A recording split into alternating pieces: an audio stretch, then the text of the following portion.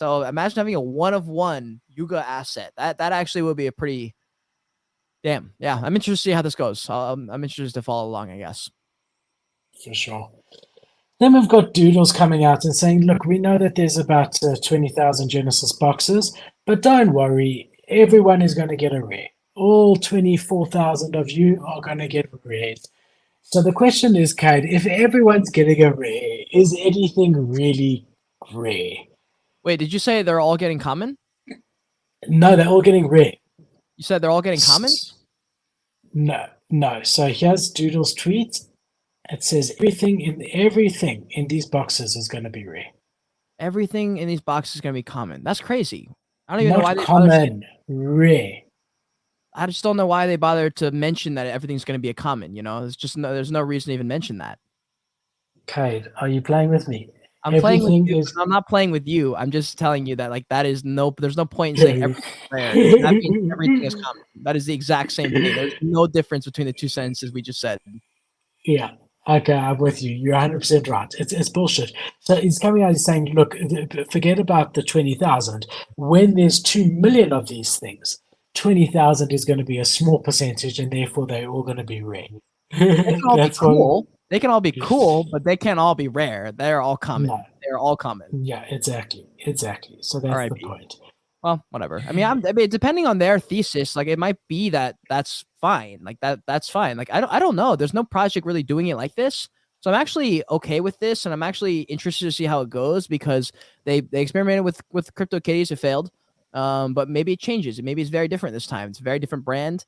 They don't have 2 million of them yet, and so they've still got time to kind of figure out how that's going to roll out. And I'm sure timing will be dictated based on the market and things like that. But I mean, shit, we'll see. We'll see. It's not going to be look. The question of whether we're bullish on Doodles long term or not is one that we've had before, and I'm happy to have again. It's completely separate to everyone's like worried about how with so many assets how can there be rarity, and just to come out and say, well, don't worry, all of yours are going to be rare. Is just like a bit of a I don't know what's the word when you like it's an insult. It's an insult to holders. It's like no, dude, they're not. There's 24,000 of these things. They can't all be rare.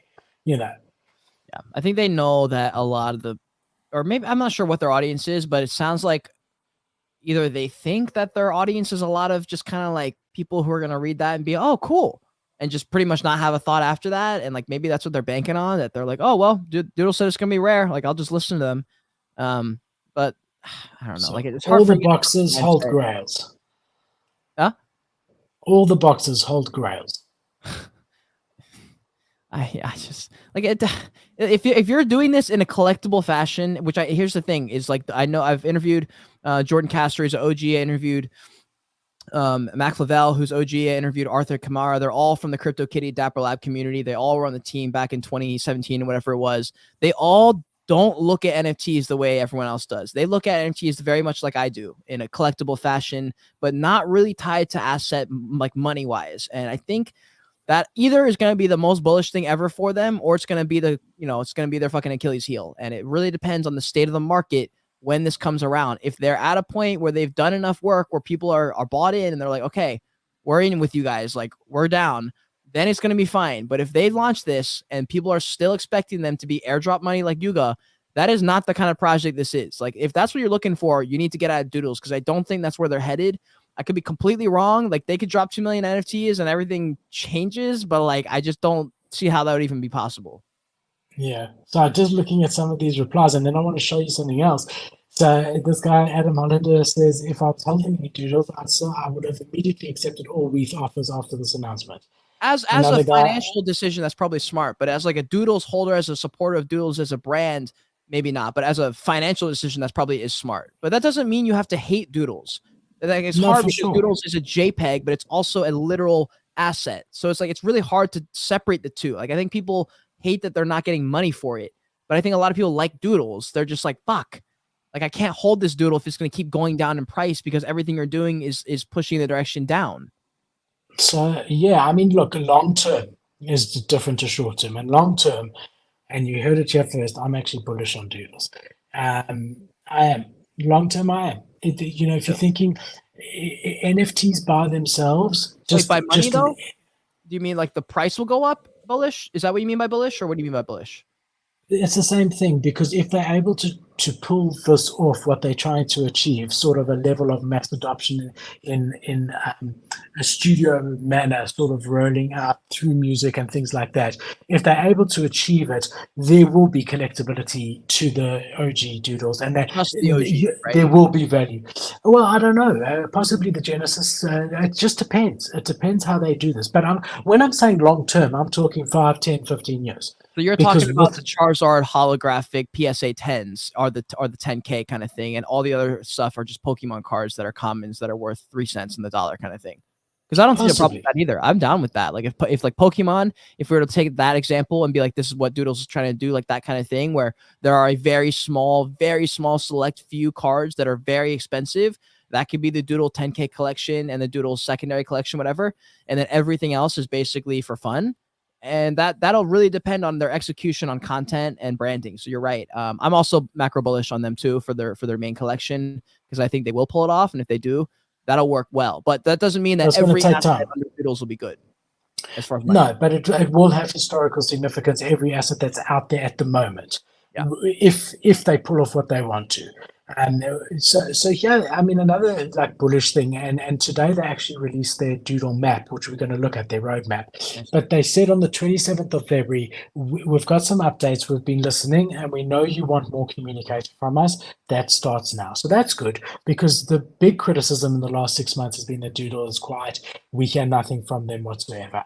And Genesis boxes, they said we took the duplicator feedback, we updated the Genesis box content. Remember, and we said everything's going to be rare. They took quite a bit of slack, but then they came out today and they said, here's our doodle map. It all starts with a doodle. Right. So again, saying their OGs is where it's at. Our mission is to inspire belief in the idea that doodling has the power to ignite our imagination and transport us to new realities. Then this is the doodle map that they came out with. Let's see if I can make it any bigger for you guys. No, that makes it smaller. Don't know if it makes any difference. It's pretty big. So here you can see what you got going on. Yeah, I mean, there's stuff that's already happened. So we had the space doodles with the planets, right?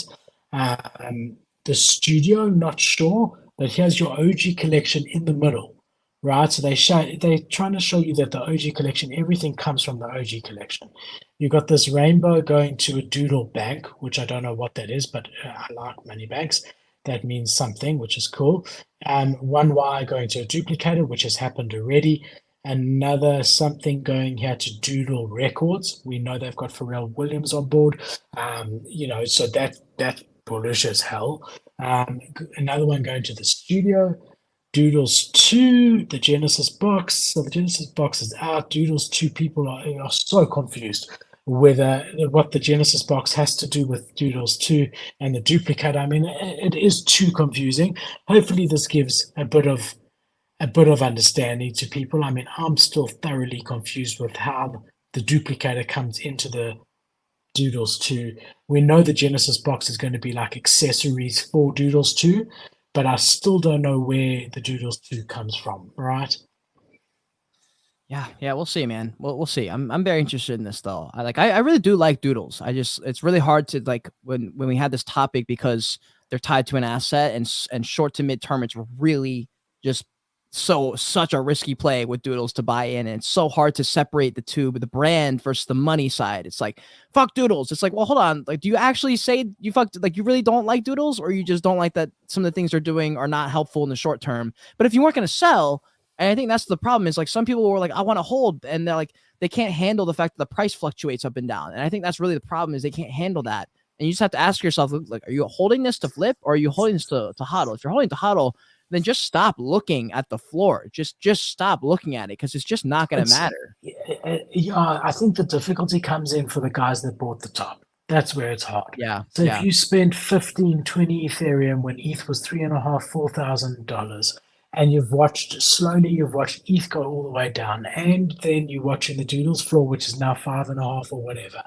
Effectively, even if you want to believe in it, at some point you're going to say, when do I cut my losses? Am I an idiot? Is this going to carry on bleeding? Is ETH going to carry on bleeding? And do I cash out and get a bit back, or do I stay? And I think that's really the root of a lot of frustration in the market at the moment. And I think we see it across the board, bro.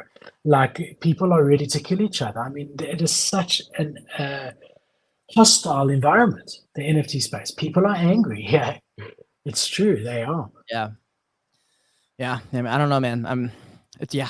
If I bought the top, I probably would be mad. But if I didn't buy the top, I'd be chilling, dude. I really would. No, if you didn't bother, if you minted one and you always knew you wanted even if it I long bought term. at a medium price, like I would still be chilling. Like even if I like, what are they at, 5 or something? They're 5.5. Even if I bought just it under 6. 7, 8, 9, I'd still be chilling. Like I know I lost Okay, 50%, and like if you bought at 15, that would change the game. That would be very different. But that's I would hard, also yeah. know that you have to separate the two. Like you have to separate the two and realize that you're the idiot who bought the top. You know? Yeah. Well, long term, I don't know if you're an idiot even at that price. I mean, so this is what they're saying here about their doodle map. I'll just read it to you word for word. So they're saying this map is a lens into the universe that we are building and how all of it connects. As each of these products and experiences are delivered, it will be clear that our holders and the original collection are at the center of the Doodleverse. Just like the printing press, TV, and the internet, blockchain enables us an entirely new format for storytelling and identity.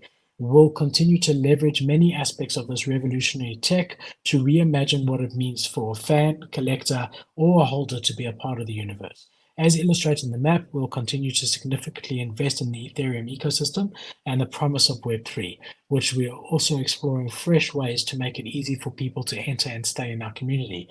Our team is stacked, which is very true. Our vision is clear, and we have the resources to deliver. We are determined to make our community proud to be Doodles. We're striving to build one of the greatest entertainment and lifestyle experiences in the world, and our community and their collectibles will be connected to all of it. Stay tuned. 2023 just got a lot more colorful.